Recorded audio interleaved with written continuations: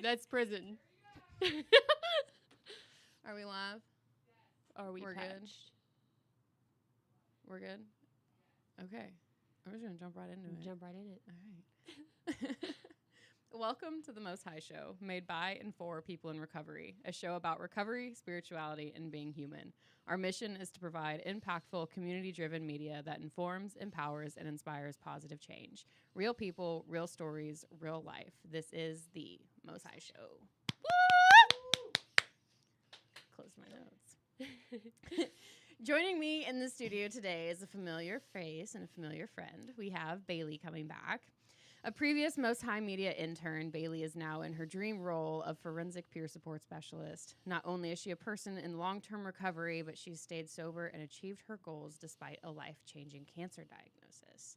Thank you, Bailey, for coming back to the studio tonight to share some of your story and inspiration with us. Hey guys, I'm so happy to be here. Thanks for having me.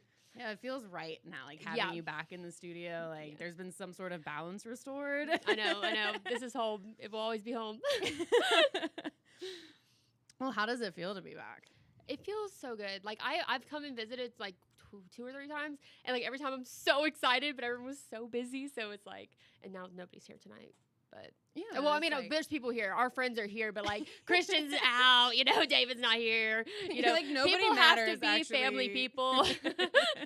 Cool. Well, we can just we can cut the cameras now and just go home. No, they're watching.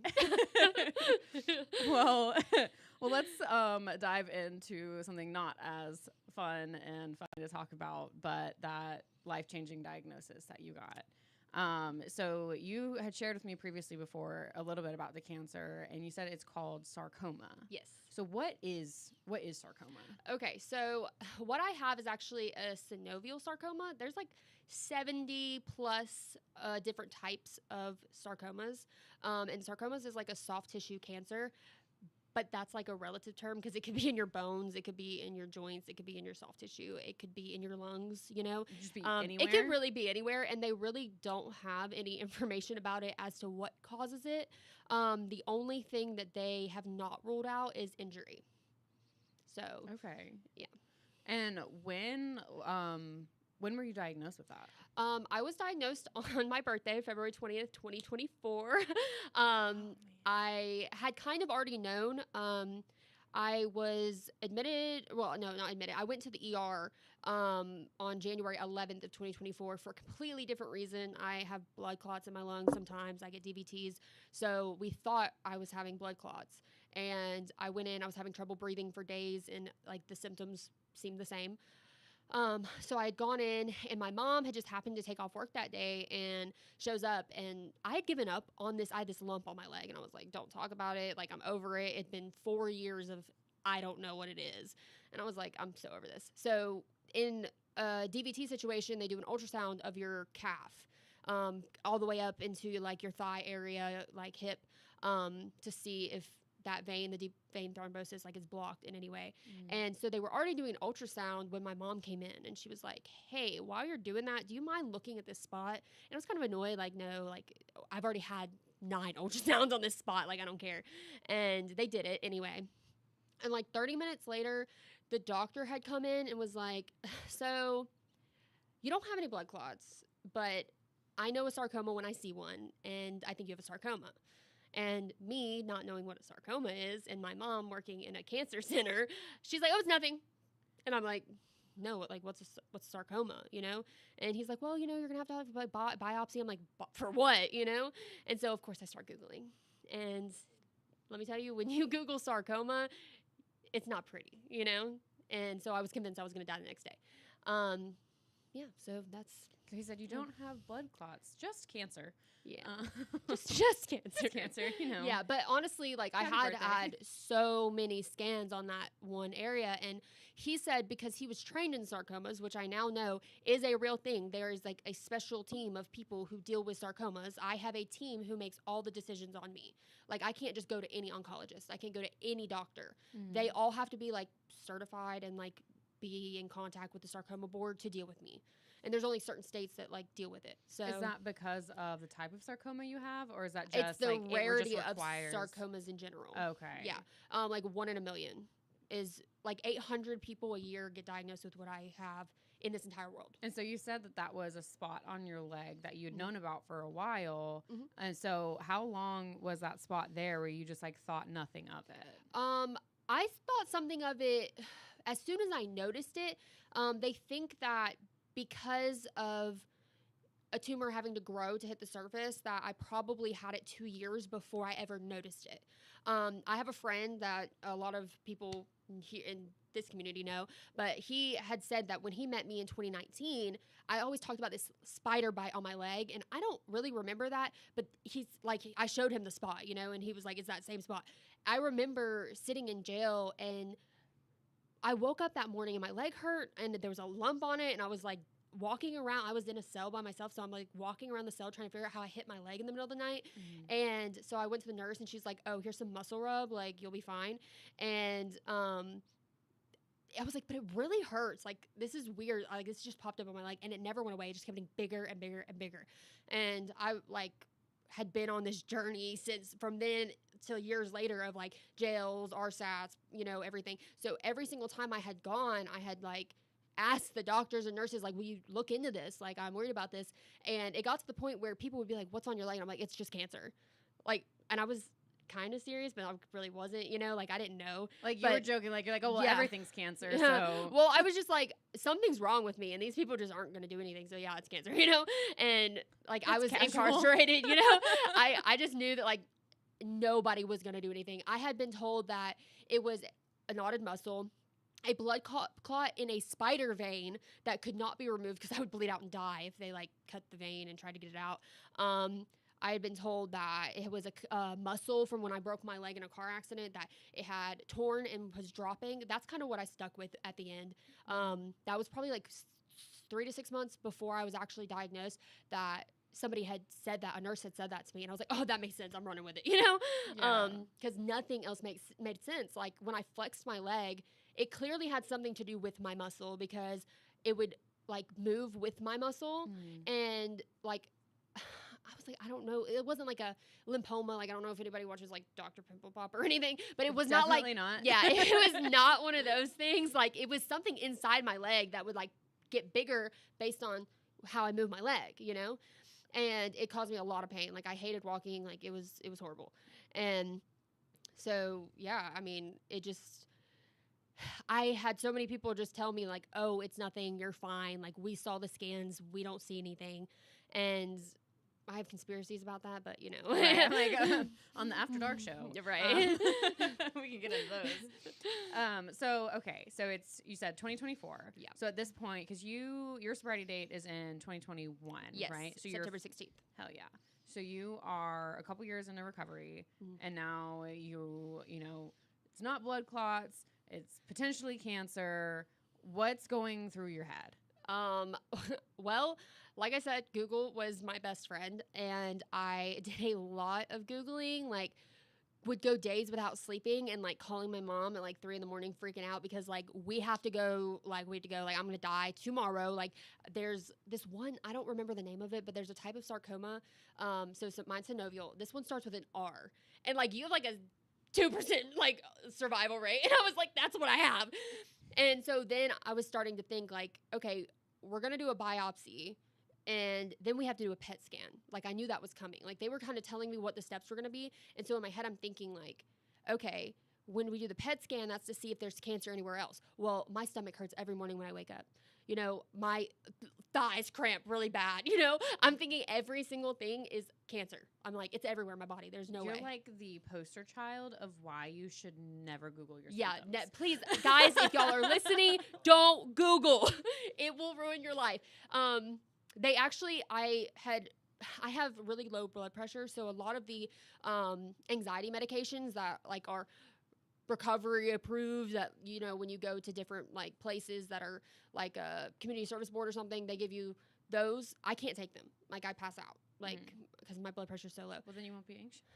Yeah, right. Can't be anxious So if you're I unconscious. actually did get a Xanax prescription, and a lot of people were like, and I gave it to my grandparents, and I said, if I'm having an anxiety attack, that's when you give me half of it, like I had to make sure that I was like working on myself and like making sure I was okay, because I was a mess. Like Right. I was constant freak out, like could not eat, could not sleep, could not talk to anybody without like freaking out, and couldn't hold a conversation with anyone unless it was about that.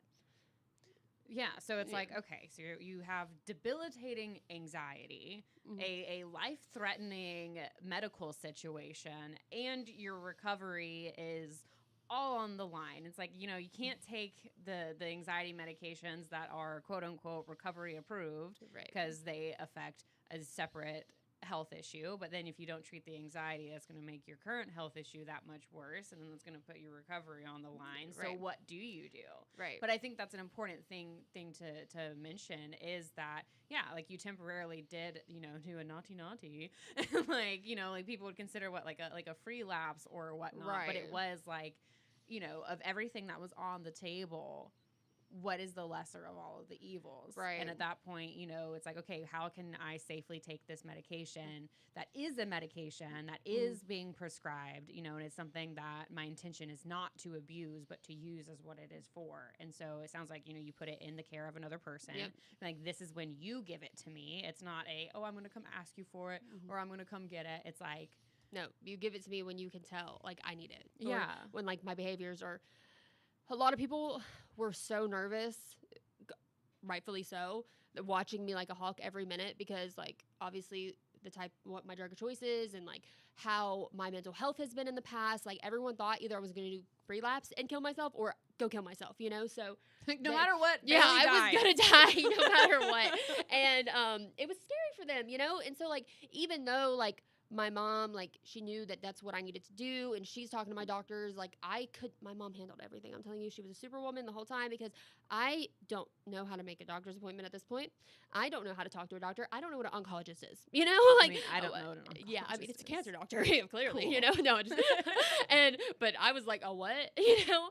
And the whole time was just terrifying for everybody, but like everyone around me had to realize it was most terrifying for me, you know? Yeah. And so they did what they had to do, and they did, you know, what was best for me, and they did pretty good. Like I knew they were watching every motion and everything I did, but I also knew that like they knew that they couldn't let me know, you know? Like I obviously knew they were, but like they didn't want to make it obvious. And they did really good. They were, my family was a great support system throughout the whole thing. And my doctors, I have ran into doctors that were like, you're an addict. Like, why would we like give you that? You know? And then there's the ones that like, no, like I'm an addiction specialist, and I know like if you are going to therapy, which I always did, I still went to my relapse prevention group. I swear to you, I have more texts with my probation officer than I do everyone else, because I wanted that accountability. Like I didn't have to go in and drug test. I didn't have to like do community service like I was supposed to. Like he let me pay my community service. Like he made all these things for me, and I'm like, no, like I'm going to be here at this time. Like I wanted that accountability, because I did not want to. One, I knew I couldn't go back to prison, because who was going to give me chemo there? You know, who's going to make sure I was alive there? Nobody. Yeah. So I did everything I could in every situation of my life to make sure like I was staying on that right path, you know? And what, like, where did that treatment kind of end up? Like, is this something like you're in remission from? Are you still being treated for this? Okay, yeah. So on November 13th of 2024, I had the tumor removed. So right after, so my birthday is February 20th. They call me, I'm diagnosed. On February 29th, I had my PET scan, and they saw it hadn't spread. It was stage 3. Which they said I was super lucky. It's a very fast, like rapidly growing tumor, like a type of cancer. It's very aggressive, very rare. They don't even have a stage 1. Like there is no stage 1 because of the level of aggressiveness that it is.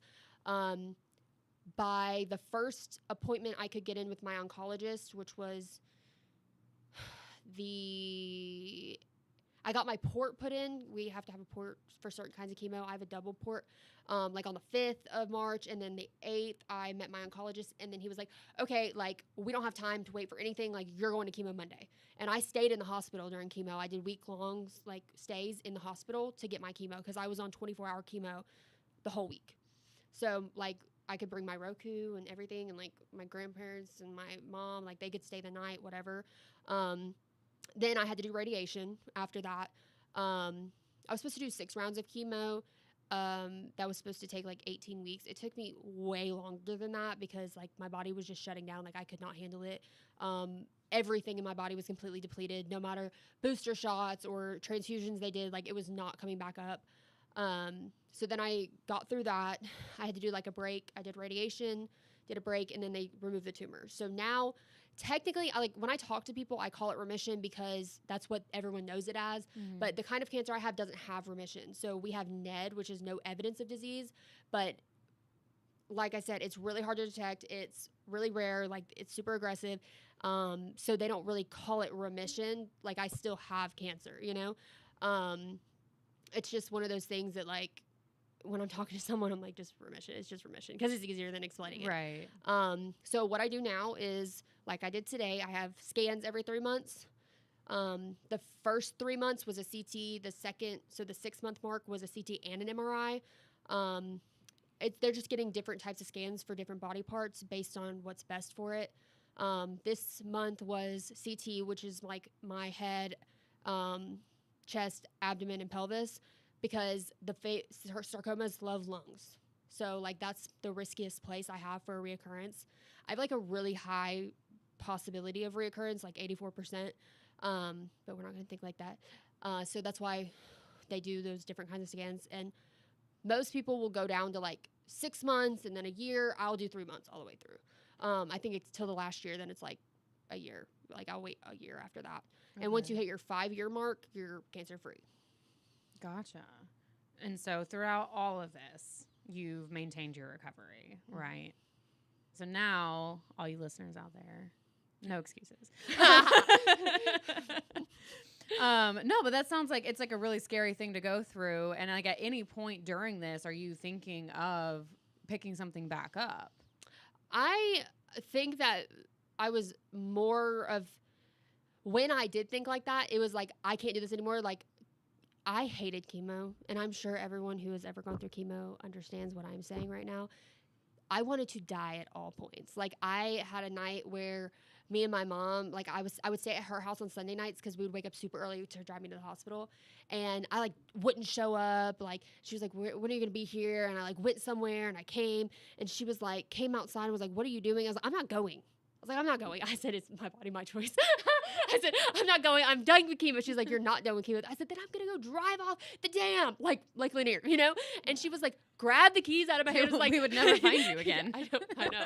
She grabbed the keys out of my hand and said, no, you're not. And I was like, I had a whole meltdown, and then I ended up going. But, you know, like I had moments like that where I was like, in my head, like this would be so much easier. But then I like, honestly, like my wife like was going through like prison at this time, and like she and I are so close, like I could not do that to her, you know, like my family too, obviously, you know, but like our connection in that time period was so like, I felt like we were in this together. Like everybody around us like was also going through it, and they felt it too, but like our connection and the way we feel it and the deep conversations we would have, like I knew I just had to keep going, you know, like I was scared of what would happen, even if I like just gave up on chemo and then died from natural causes, you know? Yeah. Like I wasn't willing to give up that, you know? I wasn't prepared to die. Like even when you think like, oh, I've been suicidal and like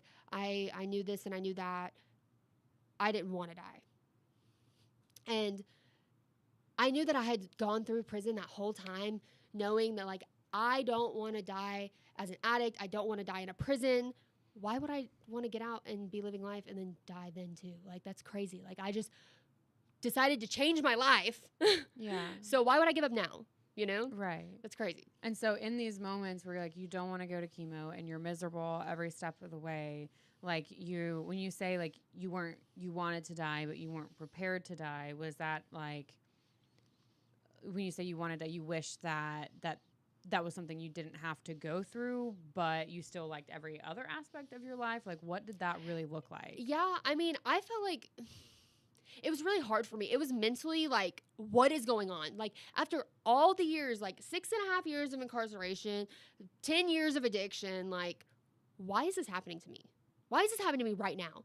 Like, I had gotten out, I immediately got a job, like, I was happy, I was doing really good. Like, why now? You know? And some parts of me was like, oh, this is a punishment. Some parts of me, like, this is a lesson. But there were more parts of me that like, could not understand, what am I supposed to learn from this? Like, what good is this doing right now? Right. Because I felt like it was just mentally breaking me. And people would always be like, oh, you're so strong. And I hated that. Oh my God. I That's could like not the worst stand thing you that could tell because, like, somebody. I'm so strong, really, because like when all of y'all are off in y'all's little worlds because y'all don't want to talk about cancer because it makes you uncomfortable, I'm in my room crying, like freaking out, like because I don't know what's gonna happen in my life. Yeah. Like, I have no idea if I'm ever gonna have kids, if I'm ever gonna have a future, if I'm gonna have a job, and that wasn't fun for me, you know? And yes, I got through it, but I did not get through it by being this strong, like, I'm so positive and I can do it. Like, that is not how it went at all. Right. And people are like, oh, you're so strong. Yeah. It's like, what's my alternative? Like, Right. this is happening regardless. Yeah. So it's like, am I just gonna die? Yeah. Like, you know, Yeah. and like in your situation, it's like, that is what you were facing. Mhm. And so through that, did that alter kind of how you approach your recovery? Okay, so with what my job is now, so I got my CARES, the Certified Addiction Recovery Empowerment Specialist certification, and then I went on to get my Forensic Peer Mentor CPS. Well, that CARES goes with CPS, Certified Peer Specialist in Addictive Disease. I had been planning to do all that before I got diagnosed. The week of my birthday that year was the class, so I knew that it was coming. I didn't apply. I had a lot of isolation time. I couldn't be around people. My immune system was completely like neutrophils at 0. Neutrophils is like the amount of immune system you have, kind of. I couldn't be out in public. So recovery was hard. Going to meetings was really hard. Being a part of a community and network was really hard, besides like over the phone. But even then, I was so tired all the time that I wasn't really doing that either.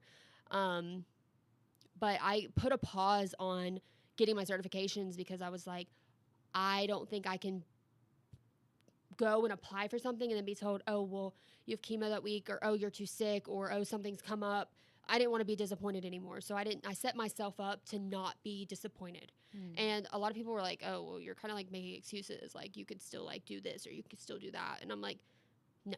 Like, I know myself. I know my limits. I don't want to do that. So I told myself, the day they tell me the cancer's out of my body, I will go and I will apply. So November 13th, 2024 was a Wednesday. I had surgery. I got home. My mom had gotten the report or whatever. Everything was clear. All the margins were good.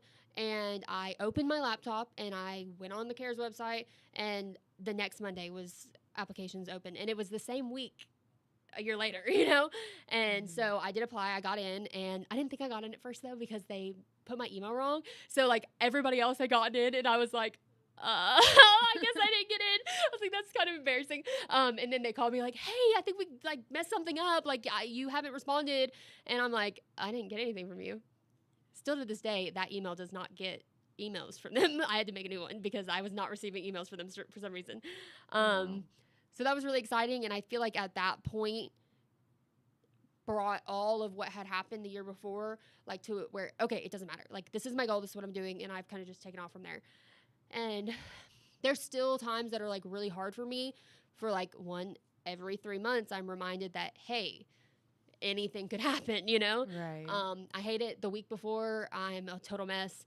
Actually, I want to say this week, I really haven't been. This is the first scan that I've had that I've not been freaking out about. I'm like, you seem to be like in really good Yeah. spirits tonight. It Actually, does not. okay. So anybody who watched the intern takeover, I had just gotten a scan that day, but that was my MRI scan. So I'm medicated for that. I have to be like put to sleep, you know? And I literally was put to sleep, came out of that and was driven here because I couldn't drive to get on the podcast. Oh my God. What's it? Okay, so anytime you're booked to be on the show, I have it's to have a like scan. It has to, every 3 months. Make an pre-show appointment, ritual. Christian. I'm going to be on camera. Hold on. Let me go to my oncologist. Right. So, yeah, so that's really hard. That reminder every 3 months. And then there's the, okay, you have this doctor, this doctor, this doctor, and this doctor. They all want follow-ups. That is so annoying. 4 people sitting in the room for 2 minutes to tell you the exact same thing, and you have to take half a day off work just to do it. Like, you can't call me.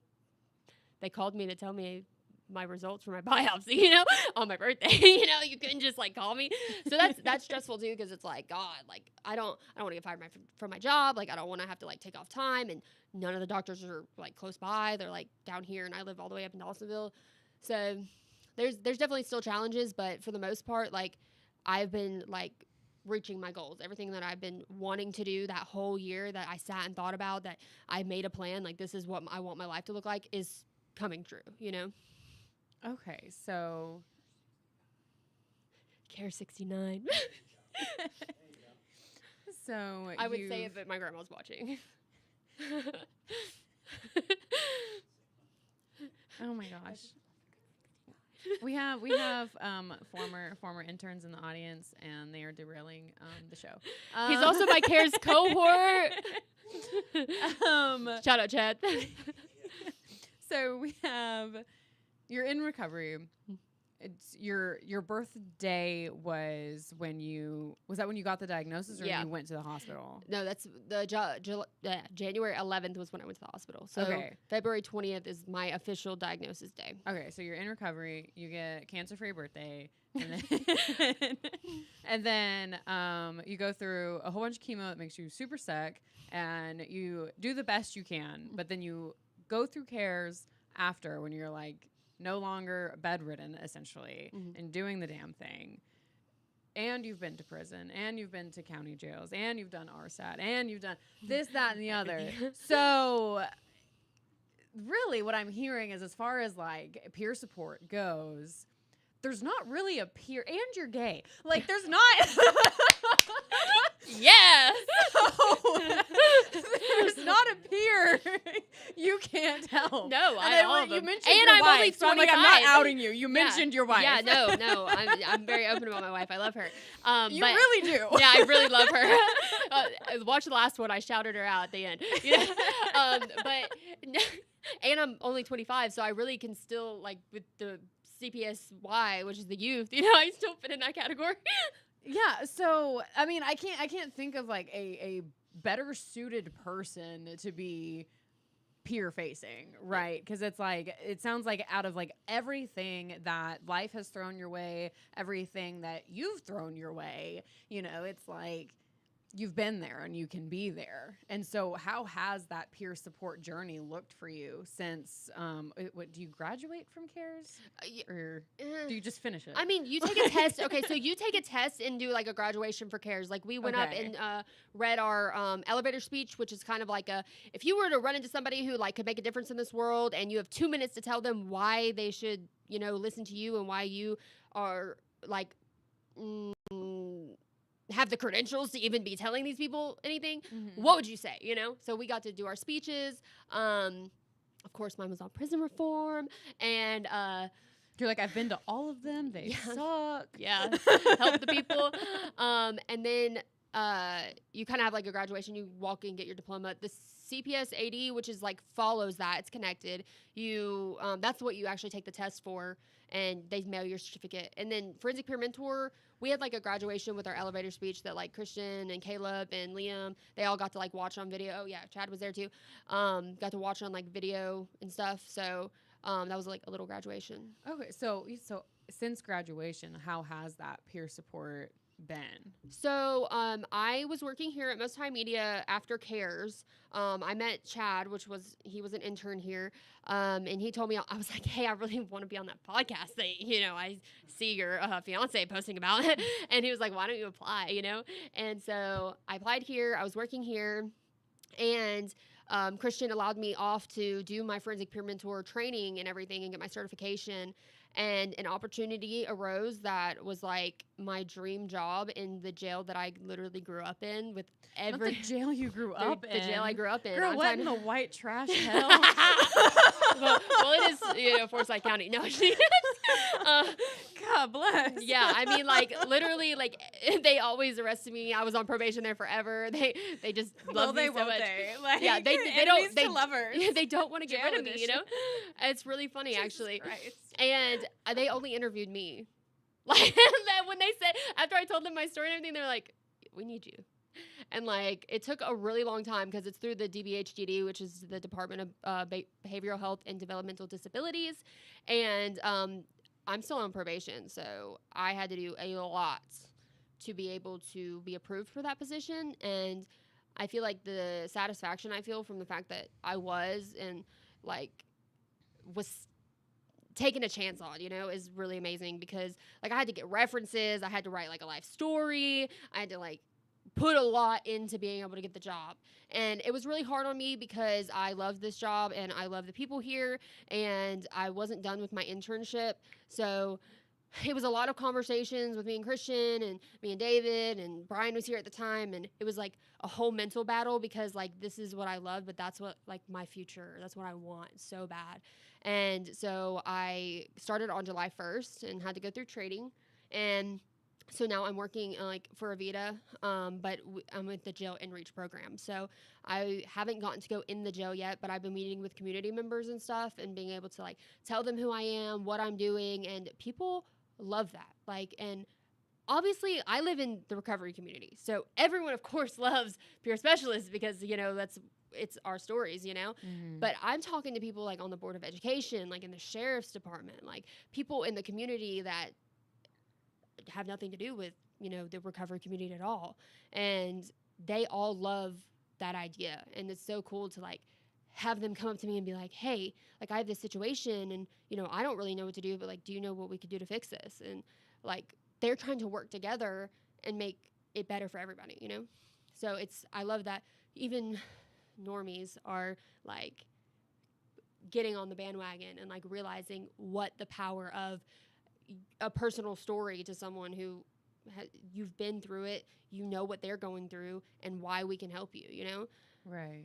I mean, personal stories, that's why you have influencer marketing, for God's sake. So it's like, yeah, recovery is kind of the same thing where it's like, you need to have that representation of, not only like as the person who needs recovery, looking at a person in recovery, being like, okay, if they can do it, I can do it. But as someone, like a normie, someone looking at someone who's in recovery, they didn't see our past, right? So it's just like, oh, this is just like a normal person. Mm-hmm. And it's like, you thought, like, wait till you hear everything else. And so then it kind of, I don't know, because I'm not a normie, so I don't get how they think, but it seems that that it's like when they can see what we're like today and know of what we used to be like, then they're like, okay, wait, maybe they know what to do in certain situations. Yeah. And you're just the professional version of that. Yeah, and I'm telling you, I don't hold back when I'm talking to somebody. Like if they ask, I'm going to tell them the truth, I was crazy. I was an addict. Like I went through it, and everything that you judge on someone who's sitting in jail, I probably did it. And you're like, yeah, I grew up in jail. Yeah, like yeah, for real. No, I'm only 25, y'all. I've been out almost 2 years, and I did 6.5. If y'all want to do the math. So, pretty much, their jaw doesn't drop when I have to explain why I know something about like why this needs to happen because of this, and I have to explain a part of my life. They're not like, oh, they're like, oh my God, wow, okay, cool. So this is what we can do. But they're listening, and like, I'm kind of that person that wants to change the world. And I know that it's not, I can't just like do it overnight. So it's going to take like connecting with those people who have the power to make things happen and making them understand why it needs to happen. Right. And what has been, like, so far, what has been the most rewarding part of doing peer support work? So like I said, I haven't really gotten into the jail yet, but I've done a lot of, like, peer support work without it being an official paid job of any sort, like, just helping people that I've known from prison or that I've known that have people that I know of the people that I know, and, like, doing some people, most people are sitting in prison right now with the smallest paperwork issue. I'm talking about the smallest thing, and like they don't have someone who understands what they're going through or is able to like navigate the situation. Their families don't know how to call the parole board or how to talk to the parole board to ask the right questions. And so like I help people with that all the time. Like literally there was just somebody the other day who they were sitting in there and they had their TPM, which is like their release date kind of, but they weren't setting like the actual release date, that the day they got out. And I called the county, and all it was nobody had signed off that they said they didn't want to go pick them up. They sat in there for 2 months extra for no reason. Oh, wow. You know? Or there's like the people who they don't know how to talk to someone else, you know? Therapists don't work for them. 12 steps don't work for them, you know? And for some reason, people just kind of talk to me without it like being asked or anything. People just feel comfortable around me, and I've been able to talk to people who like refuse to talk to anybody else, you know? And I love that. I love that people feel safe with me. I love that people, you know, want to come up to me and ask me things, and that it works. They like I'm able to get through to them when nobody else was, like, because they might not ever have had somebody like that if I wasn't around, you know? If I was still on drugs, I mean, like I said in the other podcast, I probably would have asked them if they wanted to go to rehab, but you know, like for real, now they can see like I'm not just some crazy hypocrite getting high, you know, like I'm really doing it. Like it's really possible. And I love that. I love that I can show people like it is possible, and we do recover, you know? And what exactly is a forensic peer support specialist? So that's somebody who's been through the justice system, the criminal justice system. That could look anything like you spent a night in jail for a DUI, you've been on probation, or you did 20 years in prison. They don't really discriminate against that. You know, if you have had any justice system involvement, you can become one. Now, of course, you probably want to have some kind of knowledge in whatever field you're going into. Like I would love to work in the prisons one day, you know? There's a lot of stuff going on in the prisons that they need people, you know, and they need someone who can listen, because there's not anybody who wants to listen. And if you've never been to prison, you probably shouldn't be a forensic peer mentor in a prison. If you've never been, the DBHGD has a, what is it called? The youth, RYDC, like the... Can't help you there, dog. Well, thank you. Juvenile justice. They have like people who go in there. If you've never been to like RYDCs, any type of juvie, you probably aren't gonna be a forensic peer mentor there, you know?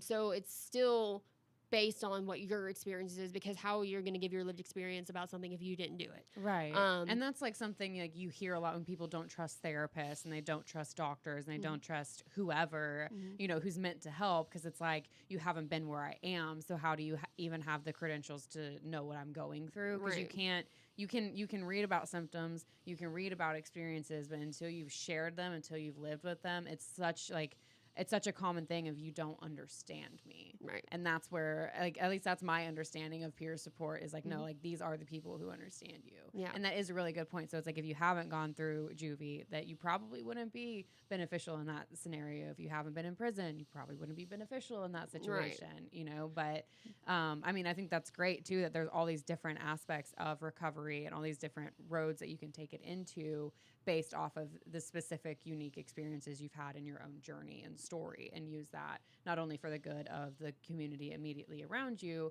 but for people who are, you know, in more dire situations and have less access to, you know, a larger community, like people who are incarcerated.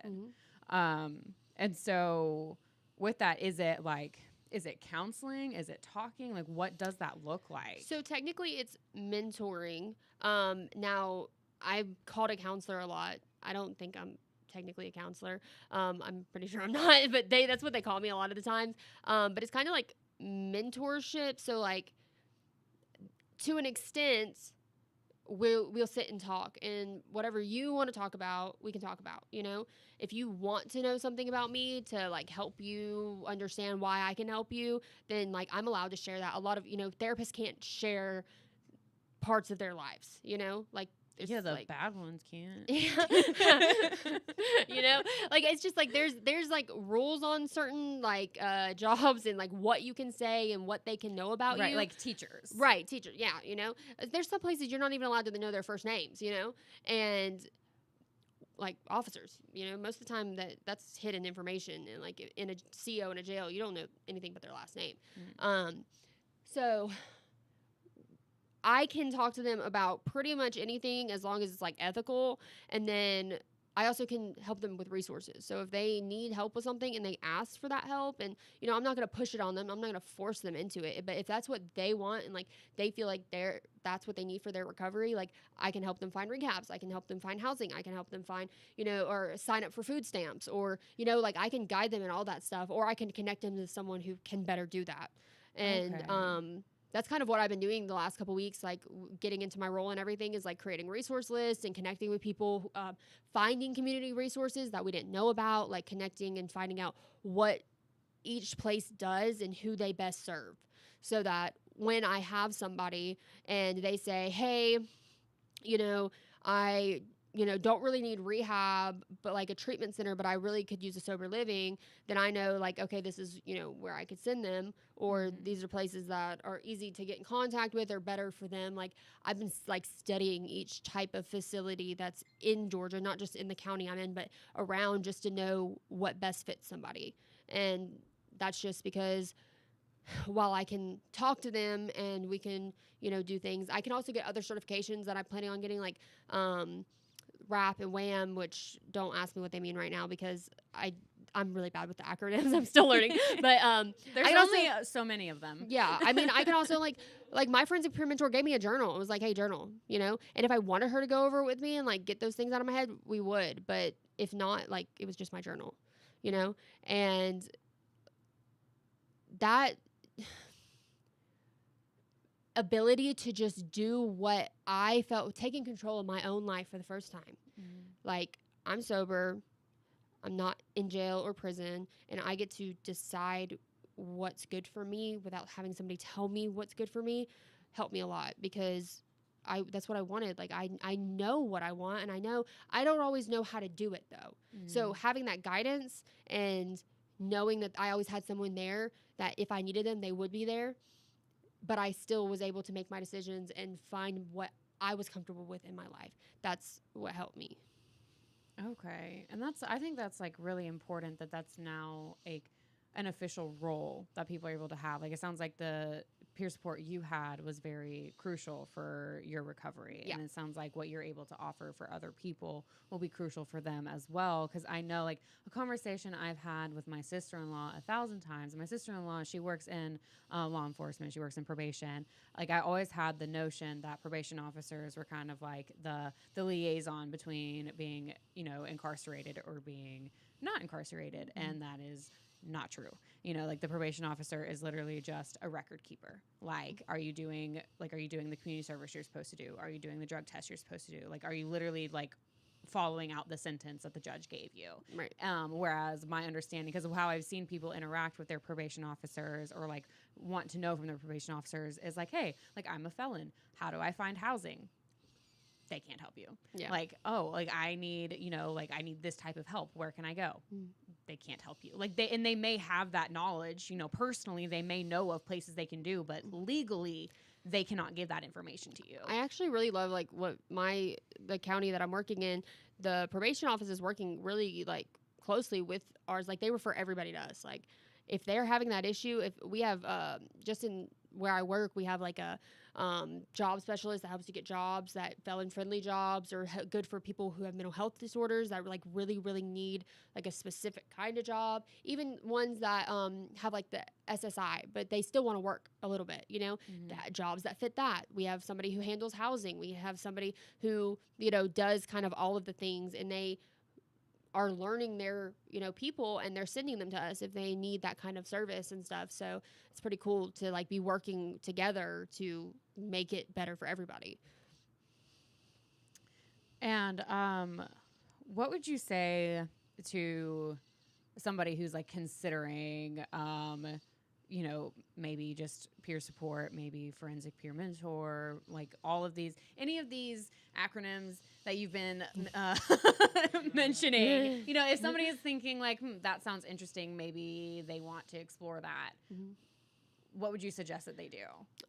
Well, the first thing I would suggest is, one, you have to either get your CARES and CPS-AD or your CPS and mental health before you can go on to forensic peer mentor. Like, that is a second step. You have to have that first. That you can go to either the Georgia Mental Health Consumer Network, or you can go to the Georgia Council for Recovery websites and find like the different dates for the cohorts or the classes and stuff, and to get certified. The next thing I would say is, it's really hard to take care of people's emotions and like handle that if you're not taking care of yourself. So I'm still working on this really hard, but self-care is so big because we are in recovery. Mm-hmm. So a lot of us have a lot of empathy and we understand what they're going through. So it hurts so bad. We cannot fix these people. Right. We do not fix. If they go down a bad path or if they overdose, that is not our fault. Right. We cannot force them, and whatever decision they make is not on us. So it's really hard because that doesn't always matter, even if we know that. You have to take care of yourself, you know? Yeah. I still have a therapist. I still, you know, talk to my people, still have my network, still have to do everything I have to do every day because I cannot let myself fall down. How am I going to help people if I'm gone, you know, like, right. Can't do that. Right. So, that's a really, really big thing, but I would definitely suggest it because we need more. They need more so bad. If you have been through it and you are willing to do what it takes to be that, like, they always need more. And there's so many places that are finally like understanding that. So positions are opening all the time, and like Georgia is really like starting to become a recovery state, you know? Oh, that's awesome. Because you still go anywhere there's a suburb with a trailer park, there's always like the methadone clinics and like the Suboxone, just like in the little yard signs, literally everywhere. It's like, wow, maybe there's a drug problem here. Well, that's great to know that recovery is becoming a little more widespread around here. And what about for the person who's facing like the really life-threatening news in their recovery? It's never going to be easy. It's never going to be fun. And you're going to have those thoughts a lot. Even if things are going well, you're still going to just have like that.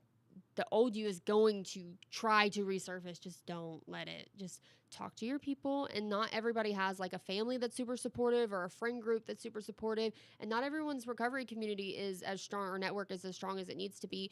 But there are, social workers in a hospital, they have a lot of resources to a lot of really good groups. And you're like super passionate right now. Oh, you're yeah. Like, these social workers. No, they're actually, a lot of people don't know that, like, if you ask for a social worker in a hospital, they'll just come in and be like, yeah, here, there's this. And, like, they're there to help you, you know? And a lot of hospitals now are having CPS as well. So if you just tell them, maybe what we need to do is have, like, a new CPS for, like, what is the word? What was when you're gonna like terminal illnesses, you know, like CPS terminal illness, you know. But there's definitely things out there. There's also like online meetings, and there's, you know, things that you can do. But like, just keep fighting, like, because nobody knows what the future is. When we were in addiction, we didn't know if we were gonna live or die. If you're going through cancer or any other, you know, disease that you have no control over, we don't know what's going to happen, you know, but we still can keep fighting. And once you do get through it, you know, that feeling is so great. Like, I felt so much better when it was over, you know? And I don't know. I think that everybody should be positive, even when it's really hard, you know, and you can do it. You just went from, I'm not that person who was like strong because I was super positive to, you know what, everyone should be positive. No. Okay, y'all. I am now really positive. I'm normal. The normal Bailey is so positive. No, I struggled really bad. But y'all should be positive. God. Didn't I tell y'all I was a hypocrite? You did. I did. Wow, it came to fruition. Ignore me. What happened? No, but so much for just coming out and joining us tonight to really like. There's a lot of experience, strength, and hope. You know. Yes. Like God, like God. Wait, we can't talk. Oh, that's Oh. Well, technical difficulties. I can't ignore you, Katie. I'm sorry.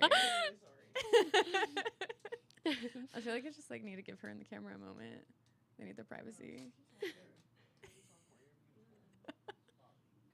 Well, But yeah. I said like God because I have a tattoo of let go like God on my chest, and somebody messed it up and it said let go like God. So that's why I just said that. If anybody was wondering, let God. like God.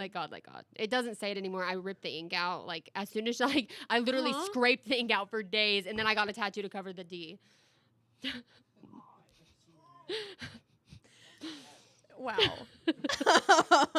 Yeah, so if you're going through something, Bailey's probably also done it. Don't get a tattoo. Including scratching out your own tattoos. Anyway, but yeah, it's definitely, I mean, achieving goals against all odds is, you know, exactly what you've done. You know, you've faced all sorts of curveballs throughout your life and especially within your recovery, but you're still out here doing the damn thing. And it's really inspirational and it's an honor to know you. Oh, I love you. And I'm so grateful for the opportunity to have had to, been able to sit down and have this conversation with you. Yes. Is there any final thoughts before we close out? Just keep fighting, y'all. Y'all got it. Hell yeah. Yeah. Well, thank you to our in-studio audience tonight for joining us and keeping us company. And thank you to Katie on the ones and twos producing this whole thing tonight. And thank you to our donors and supporters who make this show possible. And Christian for texting me asking me to be on the show. And this has been another episode of the Most